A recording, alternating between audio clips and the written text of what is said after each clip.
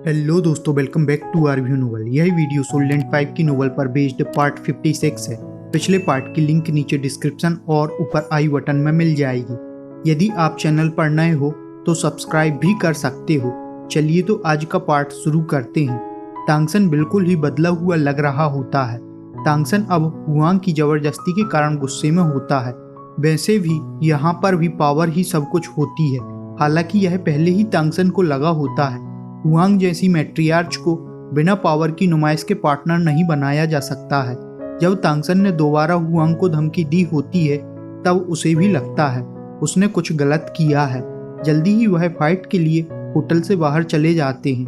वहीं वू बिंगजी अपनी माँ के बारे में जानने के बारे में सोच रहा होता है, साथ ही तांगसन के बारे में सोचता है क्योंकि हुआंग गॉड लेवल की है। लेकिन रहा तांगसन के बारे में तो तांगसन के हारने का सवाल ही नहीं होता है और इस कारण उसने कभी यह सोचा भी नहीं होता है। रात होने के कारण अंधेरे में यह एक दूसरे को काफी मुश्किल से देख रहे होते हैं। यह काफी दूर आते हैं जिससे एंसेस्ट्रल कोर्ट की इन पर नजर न पड़े। साथ ही में तांगसन ने वू बिंगजी से आगे जो कुछ भी होगा उसे सीक्रेट रखने के लिए कह दिया होता है और दूर खड़ा कर दिया होता है। हुआंग फिर से तांगसन से सोचने के लिए कहती है, लेकिन तांगसन ने फाइट शुरू करने के लिए कहा होता है और तांगसन ने टेलीपोर्टेशन डिस्क का यूज करते हुए हुआंग से दूर हो जाता है क्योंकि गॉड लेवल पावर हाउस से क्लोज कॉम्बैट नुकसान में डाल सकती है। साथ ही दूरी होने से तांगसन जानता है आइस अटैक वैसे भी उतने पावरफुल नहीं होने वाले हैं। साथ ही में तांगसन के हाथों में हैमर भी होता है जिसमें से रेड लाइट फ्लैश हो रही होती है। हैमर की हीट ने ठंड को कम कर दिया होता है। साथ ही में तांगसन की पर्पल डिमोन आई भी फ्लैश होने लगती है, लेकिन अब तक हुआंग के पास लगभग 500 मीटर की जगह पहले ही आइस में जम जाती है। यह हुआंग की गॉड लेवल पावर का डोमेन होता है। इसी के साथ वह तांगसन की ओर अटैक करने के लिए आगे बढ़ती है, लेकिन इसी समय तांगसन की आंखें बदल जाती हैं। एक आंख में व्हाइट होलो तो दूसरी में ब्लैक होलो होता है। यह लक और बैड लक दोनों ही एक साथ होते हैं और सिर के ऊपर कोई स्पेशल एनर्जी लहरा रही होती है। यह fusion of heaven and hell होता है। यह पहली बार होता है जब तांगसन इसका यूज कर रहा है। यह तांगसन का डोमेन है। हुआंग जैसे ही तांगसन की ओर बढ़ रही होती है तो उसने फील किया होता है जैसे कि सब कुछ उसके कंट्रोल से बाहर हो रहा होता है और आगे बढ़ने पर अचानक बर्फ टूट जाती है जिससे उसे आगे दिखना बंद हो जाता है। साथ ही उसकी ब्लड पावर अचानक रुक जाती है। हालांकि फिर उसने अपने डिवाइन सेंस का यूज किया जिससे वह इस अटैक को कंटिन्यू रख सके, लेकिन फिर भी हुआंग तांगसन तक नहीं पहुंच सकी। वहीं तांगसन के हाथ में हैमर से और भी ऑरा निकलने लगता है। इसमें तांगसन ने लिंगर पावर का यूज किया होता है जिससे हैमर गोल्डन फ्लेम के साथ ऐसा लग रहा होता है कि वह दुनिया को पिघला देगा और जल्दी ही हुआंग के पास पहुंच जाता है। इसके साथ ही तांगसन ने रैंडम हैमर टेक्निक का यूज किया होता है जिसके कारण हर एक हैमर अटैक पहले से पावरफुल हो जाता है। थर्ड अटैक के साथ हुआंग को 3 कदम पीछे हटना पड़ता है। अब तक हुआंग भी समझ जाती है तांगसन उससे कहीं पावरफुल है जितना उसने सोचा हुआ था। हुआंग जोर से चिल्ला रही होती है, तुम तो तियान्यू क्लैन से हो। लेकिन तांगसन तो लगातार अटैक कर रहा होता है। वहीं इसका प्रेशर भी काफी हो जाता है जिससे हुआंग को तो छोड़ो वू बिंगजी को भी पीछे हटना पड़ता है। हालांकि यह कुछ ऐसा था जो केवल स्काई फॉक्स 7 टेल के साथ ही किया जा सकता है और वह इस पावर को सीधे ही हेल गार्डन में रखता है। लेकिन यह तांगसन की मेंटल पावर को भी काफी स्पीड से खत्म कर रही होती है। लेकिन तांगसन ने इसका यूज करते हुए गॉड लेवल के पावर हाउस को फंसा लिया होता है। हुआंग और नहीं झेल सकती जिससे उसके मुंह से चीख निकलने के साथ अब वह पूरी तरह से डिवाइन सेंस का यूज करने लगती है जिससे आइस में ब्लू पैटर्न बनने लगते हैं। लेकिन तांगसन भी डोमेन को और अधिक होल्ड नहीं कर पाता है, इसलिए तांगसन ने तुरंत ही अपने डोमेन को वापस ले लिया होता है क्योंकि यदि तांगसन डोमेन को कंटिन्यू रखता है तो तांगसन के पास आगे फाइट के लिए मेंटल स्ट्रेंथ ही नहीं बचती। लेकिन तांगसन का हैमर अटैक जारी रहता है। उससे बचने के लिए हुआंग ने आइस शील्ड बनाई होती है पर वह हैमर के टकराने पर टूट जाती है। बीच बीच में तांगसन अपनी दूसरी टेक्निक को भी यूज कर रहा होता है। जब हुआंग हैमर के कारण पूरी तरह से सप्रेस हो जाती है तो उसने एक आइस कॉफिन के जैसा कुछ बनाया होता है जिससे वह बच सके और उसके 30 मीटर के पास का सब कुछ आइसी हो जाता है। यह हुआंग का डोमेन रियल आइस फील्ड होता है। इसमें वह काफ़ी ज़्यादा पावरफुल हो जाएगी। तांगसन ने भी अपने स्टोन ऑफ स्लोनेस का यूज़ किया होता है, जिसके इफेक्ट में हुआंग भी स्लो हो जाती है। अब हुआंग भी उस दिन ऑक्शन में थी, इसलिए वह जानती थी वह क्या हो रहा है, लेकिन उसने उम्मीद नहीं की थी तांगसन कुछ ऐसा भी कर सकता है। फिर भी वह सोच रही होती है इससे तांगसन भी इफेक्टेड होगा, लेकिन तांगसन के साथ ऐसा कुछ नहीं होता है और तांगसन जल्दी ही उसके पास अपने हैमर के साथ पहुंच जाता है, जिससे वह हैरान होती है कि आखिर उसने तांगसन को क्यों इफेक्टेड नहीं किया और तांगसन का हैमर हुआंग से हिट हो जाता है, जिससे हुआंग संभल भी नहीं पाती है और हवा में उड़ जाती है। यह हैमर के अटैक का असर होता है। वहीं हुआंग ने इस अटैक में गॉड लेवल पावर को फील किया होता है, जिससे वह हैरान होती है और वह काफ़ी ज़्यादा डर जाती है। तांगसन ने उस गॉड लेवल के पावर हाउस को लगभग मार ही डाला होता है।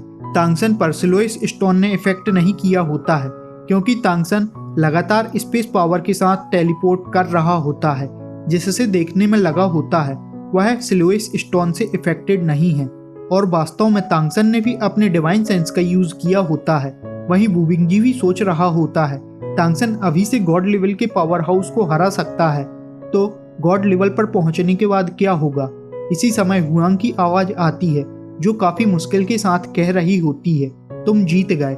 हालांकि हुआंग ने भी यहाँ आइस थ्रोन की पावर का यूज नहीं किया होता है और तांगसन की बातों को आगे बढ़ाने के लिए कहती है और जल्दी ही यह अपनी होटल में पहुंच गए होते हैं। वहीं हुआंग जाने लगती है, लेकिन तांगसन ने वुबिंगजी के साथ उसका पीछा किया होता है। जल्दी ही हुआंग पकड़ जाती है। फिर हुआंग वुबिंगजी से उसकी उम्र पूछती है। इस पर वुबिंगजी ने कहा होता है, सही जानकारी तो नहीं है, लेकिन मैं 20 साल का हूँ। इस पर हुआंग ने कहा होता है, क्लैन से फैसला होने के बाद मैं तुम्हारी माँ को ढूंढ सकती हूँ। वहीं हुआंग ने फ्रोजन थ्रोन निकाला होता है, जिसके आगे वुबिंगजी को ग्रीट करने के लिए कहा होता है और वुबिंगजी ने भी ऐसा ही किया होता है। इसी के साथ हुआंग ने कुछ कॉम्प्लेक्स तरीके से कहा होता है, जाओ इस पर बैठो। वुबिंगजी की सांसें तेज हो जाती हैं और अचानक वह उसकी ओर बढ़ जाता है। उस पर बैठने के साथ ही वुबिंगजी को सब कुछ बदला हुआ फील होने लगता है, जिससे उसने अपनी आंखें बंद कर ली होती हैं। वहीं हो रहे चेंजेस को हुआंग भी देख रही होती है।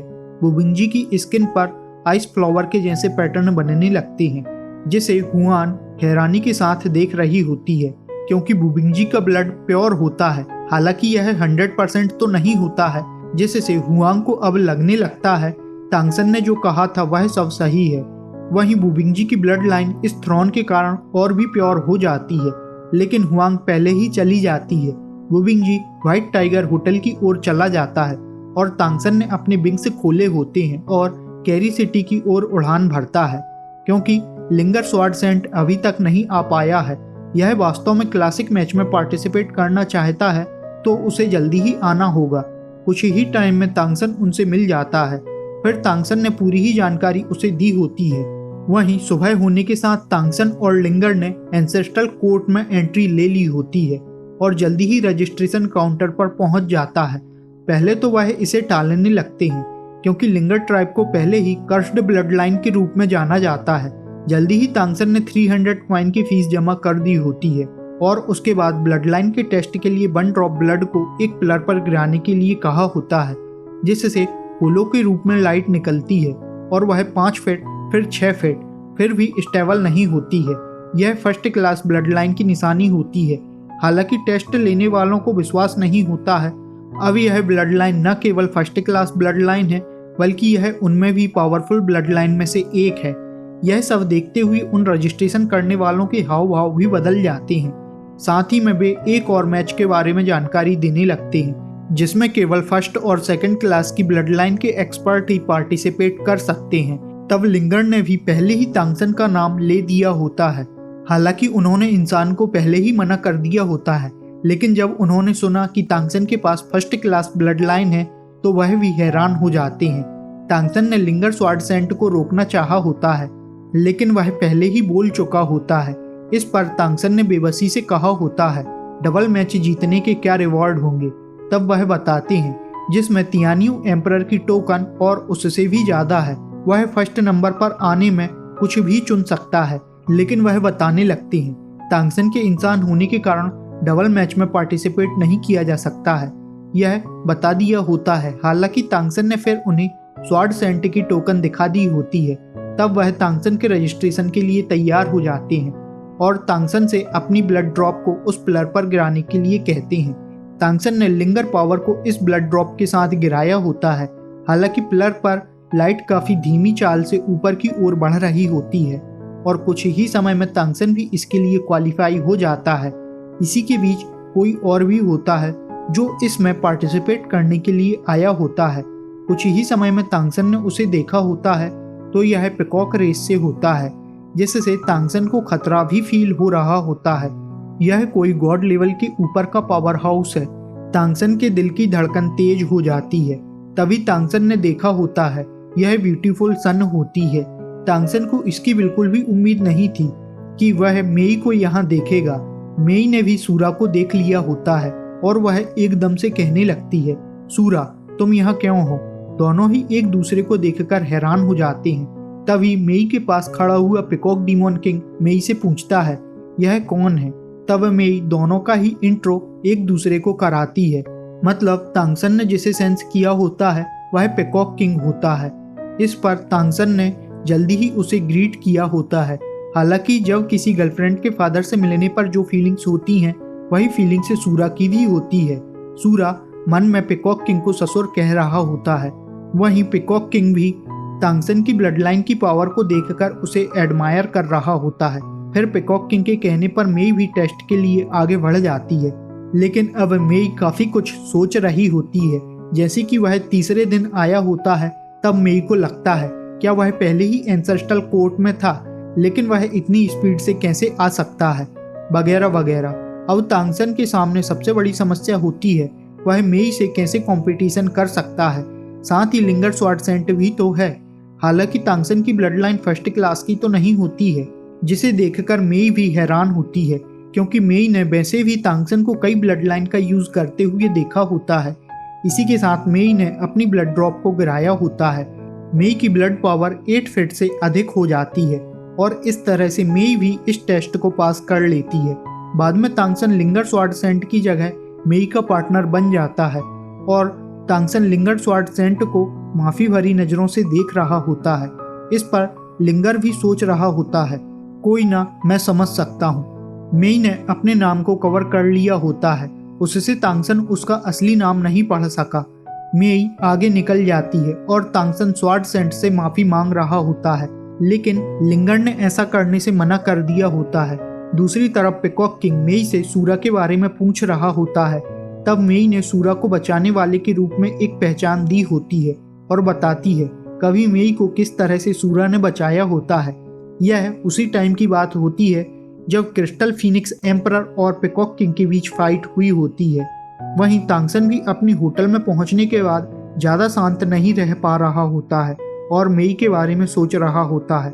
और मैच में भी अभी 2 दिन का समय बचा होता है, जिससे तांगसन सेक्रेट माउंटेन क्लिम्ब करने की सोच रहा होता है। और कुछ ही समय में तांगसन एक सेक्रेट माउंटेन के सामने पहुंच जाता है जो कुछ लाल कलर का दिख रहा होता है। यह माउंटेन का कलर नहीं बल्कि उस पर काउंटलेस रेड फ्लावर का कलर होता है।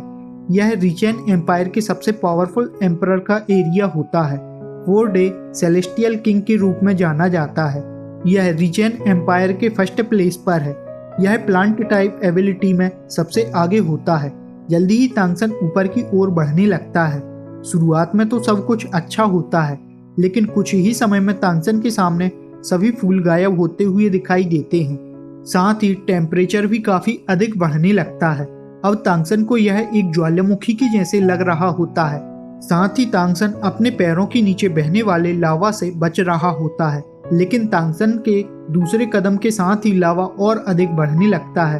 तांगसन इससे बचने के लिए लिंगर पावर का यूज करने लगता है, लेकिन जब लावा तांगसन की पावर से टच होता है तो तांगसन की लिंगर पावर तुरंत ही खत्म हो जाती है और अब तांगसन लावा की गर्मी को झेल नहीं पाता है।